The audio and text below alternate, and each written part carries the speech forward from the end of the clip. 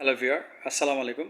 আজকে আমরা ইমাম আল গাজ্জালি এবং ইবনে সিনার দর্শন শাস্ত্রের ভিত্তি কী ছিল, অর্থাৎ কিসের উপর ভিত্তি করে তারা তাদের দর্শন শাস্ত্র রচনা এবং প্রচার করেছিলেন সেটি আলোচনা করব। সঙ্গে আছি আমি প্রভাষক ইফতেখার আহমেদ রতন। এর আগে আমি ইমাম আল গাজ্জালির দর্শন পর্ব 1, 2, 3 ও 4 এবং আল ফারাবি এবং আল কিন্দির দর্শন নিয়ে আমি ভিডিও করেছিলাম।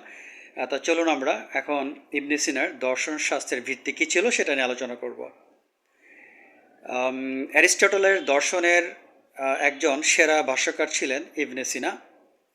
আপনার ইসলামী শিক্ষার সাথে অ্যারিস্টটলের দর্শনের সমন্বয়ে ইসলামী শিক্ষার সাথে অ্যারিস্টটলের দর্শনের সমন্বয়ের যে প্রচেষ্টা আল কিন্দি এবং আল ফারাবি করেছিলেন সেটিকে ইবনে সিনা পূর্ণাঙ্গ এবং পরিপূর্ণতা রূপ দেন।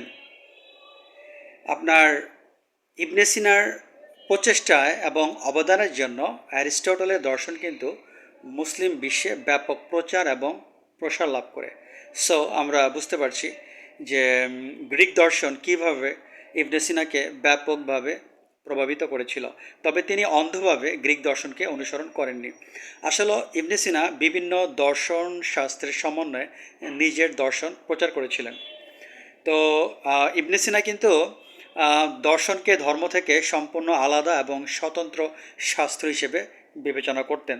আল ফারাবির পরে অনেক মুসলিম চিন্তাবিদ আপনার দর্শনকে ধর্ম থেকে আলাদা এবং স্বতন্ত্র সাবজেক্ট হিসেবে তারা বিবেচনা করতেন। তো এটা ছিল যে আজকের এই আলোচনা আমরা বুঝতে পারলাম যে ইবনে সিনার দর্শন শাস্ত্রের ভিত্তিটা কী ছিল। তিনি কিন্তু দর্শন শাস্ত্রের প্রয়োজনীয়তা তুলে ধরেন।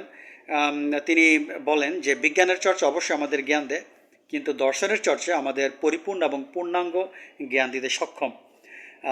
তিনি আরও বলেন যে আমাদের জীবনের প্রতিটি সমস্যা আমরা সমাধান করতে পারি যদি আমরা প্রজ্ঞার সাথে দর্শনকে অনুসরণ করি। তিনি মনে করেন যে প্রতিটি মানুষের দর্শন চর্চা করা উচিত। তো এবার আমরা আলোচনা করব যে আল গাজ্জালির দর্শনের ভিত্তিটা কী ছিল, অর্থাৎ কিসের উপর ভিত্তি করে আল গাজ্জালি তার দর্শন রচনা করেছিলেন।